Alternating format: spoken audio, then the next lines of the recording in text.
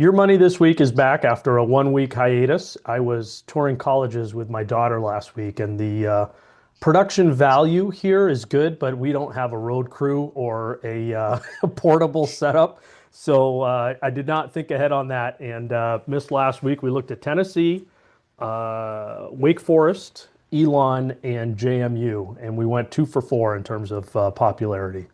All right, which ones? What were the leaders? Well, it's one school that you don't like, so I'm just getting Yeah. getting that out there ahead of time. Tennessee and Elon were the clear winners. All right. All What's right. your Tennessee problem? Is this Uh, SEC football related or is there something deeper?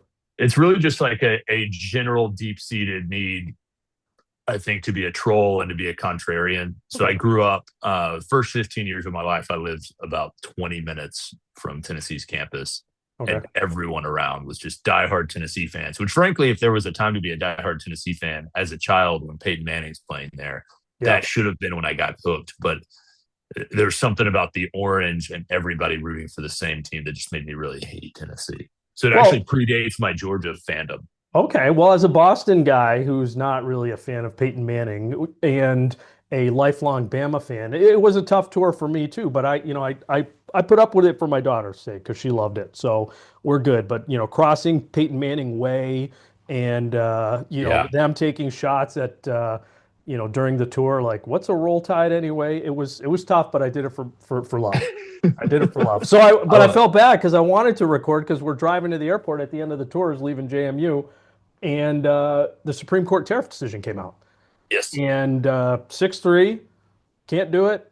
We're not doing it, but then we're gonna do it, but then we're gonna do it a different way Yep. and not permanent. And so I don't think either one of us have very insightful Supreme Court commentary, but this idea that there's more uncertainty now, I think I'm pushing back on a little bit because I think the decision coming out Yes. leads to more certainty, but also doesn't lead to tariffs are disappearing tomorrow and all these companies are getting their money back.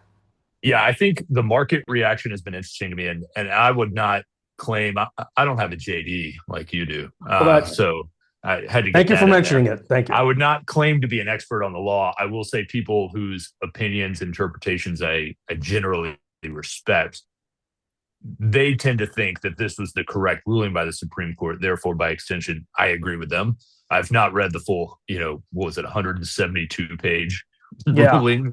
Um, but what was interesting to me is the market has largely just kind of shrugged this off. And I'm with you. I am not buying the view that there is a massive spike in uncertainty. There was massive uncertainty on Liberation Day, and we saw how stocks reacted during that window. We really didn't see all that much reaction compared No. to that. Interestingly, on the tariff side, we got PPI through today.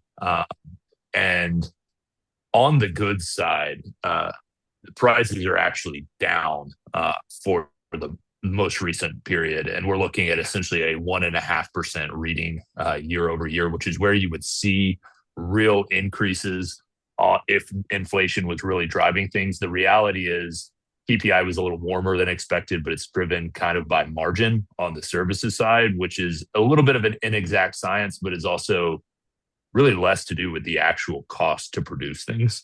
So the whole tariff story, I kind of think in the absence of real clarity, because it's not super uncertain, but it's also not totally clear. I kind of think people are a little bit over the story in general. I think we're seeing the impact on pricing is not what people feared last April. I think we are seeing that there's still some things unknown. I don't think it's a win for the Trump administration, although there's the spin of them saying, oh, well, this is even better. We can do it in an even better way. That seems like a really poor attempt at coping. But but I think the average investor is just kind of over it. Yeah, so a couple things there. You're looking at stocks, on an individual and sector basis much more closely than I am. Did you see any kind of rotation or winners and losers in terms of certain industries or sectors after the court decision came out? Uh, nothing super pronounced. I think Okay. the areas that we have largely avoided, because there were our view the entire time as a firm is that the ultimate impact of these tariffs is was never going to be what it was condemned to be from the onset. It never we were never really concerned about ongoing rising inflation because of the tariffs. Um, Did you think it was that just being going to be more like a one, at most, like a one-off adjustment? a one-off adjustment and an adjustment at Okay. a much lower level than what people anticipated. I mean, we did pretty thorough analysis even on, automobile manufacturers. Okay, where are their parts actually coming from? How did the tariffs apply to these? So we did a lot of kind of case study work, but there were areas that were going to be very impacted, specifically firms that were, you know, furniture. Furniture is a great example where it's like, this is going to, we don't want to have anything to do with any home furnishing businesses. And we haven't. We don't own those stocks. But I'm curious to see if we do get a bit of a flood where people say, okay, we got this brief window of things being rolled back. Let's massively build inventory in February and March of 26 before things get nailed down. But that's kind of what I'm watching more than anything, because I think in some ways what companies actually do, if you do see a big increase in inventory from specific companies, those are the ones that are going to be trying to be proactive, and that might tell us a little more about where people think this is going. And so then you referenced PPI. As an investor, what do you think of between CPI, PPI? Like which one matters to you? Which one doesn't? Do they both matter in different ways? How do you look at those two measures of inflation? I I am more concerned with PPI because I think it is a little bit of a closer read to what is actually going on with pricing from the standpoint of businesses and Okay. manufacturers and what they're doing. So next week, the ISM manufacturing report on Monday, I think that's the biggest report of the week. I know everybody's going to be talking about the jobs picture, but I think ISM manufacturing is the biggest thing to be looking for because we had a pretty favorable reading in January last month. Let's see if we get another one, because that really can become a bit of a self-fulfilling prophecy where people are looking at survey data and they're saying, okay, other people are feeling pretty good about where we are. Maybe we should go ahead and invest. We should go ahead and spend. We should go ahead and build more, hire more, whatever it may be. And I think PPI gets us closer to that than CPI, which is, I view CPI really much more reflective of just kind of an inventory of what people were spending. Whereas PPI, I think, is, although it's the same type of calculation, it's looking at an area of, okay, well, how did that spending come to fruition? Where are prices actually moving? What are businesses seeing? How are they making decisions? And ultimately, consumer confidence, consumer strength, prices, all of these things, you can't disconnect them from what corporations are doing. And I think the corporations often are making more informed decisions than individuals.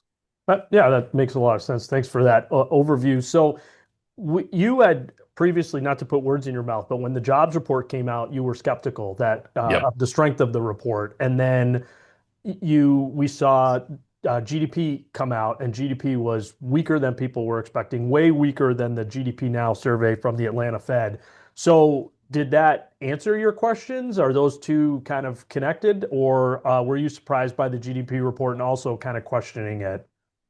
I would say that at this point in time, and we can bookmark this and we'll see how wrong I end up being, on February 27th, 2026, I would say that my narrative and expectation for the year has been completely opposite of what I thought was going to happen. I expected stronger growth, weaker employment.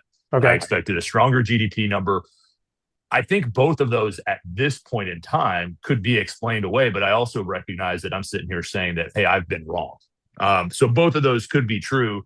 On the GDP side, the inflation, essentially the deflator that they used on GDP, was ridiculous, in my opinion. To say that, hey, we really need to discount this by 3.7%, that's pretty Can wild. you And can then you you had, explain that in more detail, the deflator, what it means? Like yeah. what are you getting at? So essentially, what they do is in the calculation of GDP, they basically work into their kind of a pricing component where, okay, let's say, and I'll make up numbers. Let's say growth is 5%. And they say, well, really 2.5% of that was just because all of these costs and all these inputs went up. Let's back this thing down. Let's use a deflator to get it to a more accurate number that's 2.5. So the number that we got, I guess last week, it reflected a deflation of 3.7%. They backed it down, which is staggering to me just because even though we've only been doing this call for a month or so, I don't think you or I or anybody that I've been talking to would say, hey, we should discount things by 3.7% because that's what inflation is. So that seemed very, very odd to me. You had the government shut down. I think GDP will be revised upward. We will find out next Friday in the jobs report if that January jobs number Yeah. is right for a first revision. And my base case remains where I was at the beginning of the year, which is I think that jobs number that was so robust, it's got to be revised down. If it's not, okay, flat out wrong. I think the GDP number will be revised up. If it's not, okay, I was wrong at least, 2 months into the year.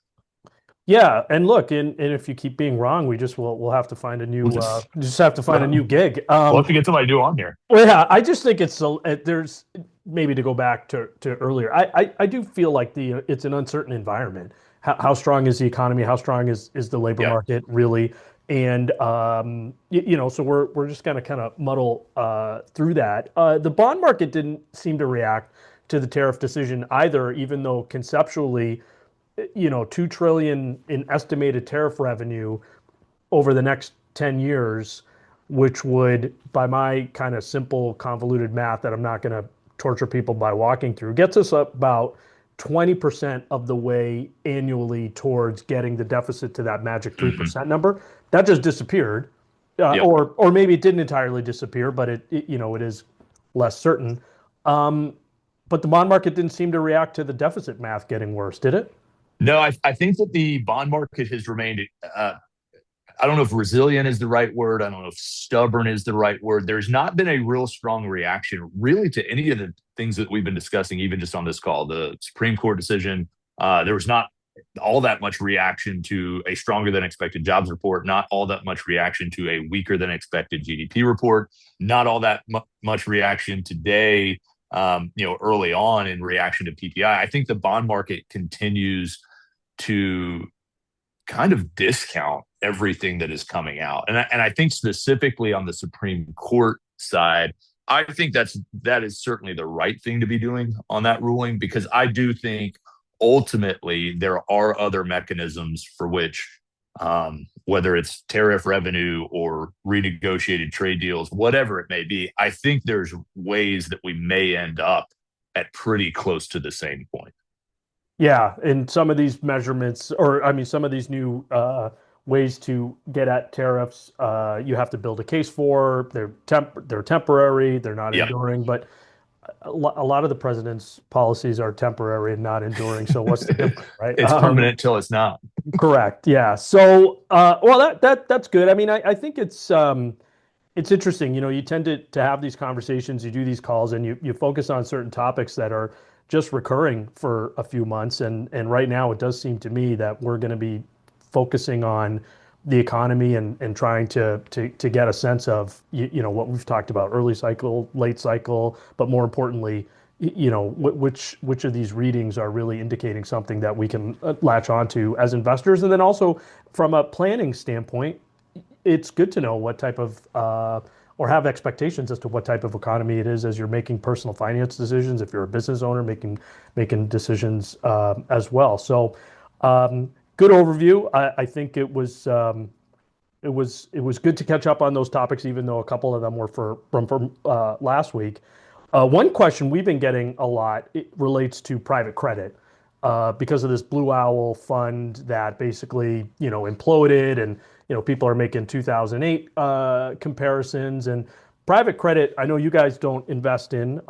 We've allocated to it through limited partnerships and then interval mutual funds at Heritage for the last 15 years or so. But we actually exited the interval funds late last year for a variety of reasons, not necessarily related to the Jamie Dimon cockroaches, Blue Owl implosion.